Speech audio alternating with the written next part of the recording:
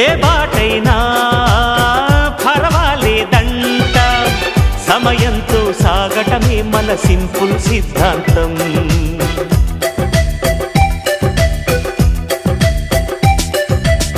చిరుగాలికి పరిమళమిచ్చే సిరిమల్లెల వనమై ఉందాం, గగనాన్ని నేలను కలిపే హరివిల్లుల బంతెన అవుదాం. ఆనందం అంటే అర్థం మనమందా, ప్రతి పూట పాతై సాగే హుషారు సరిగమలో.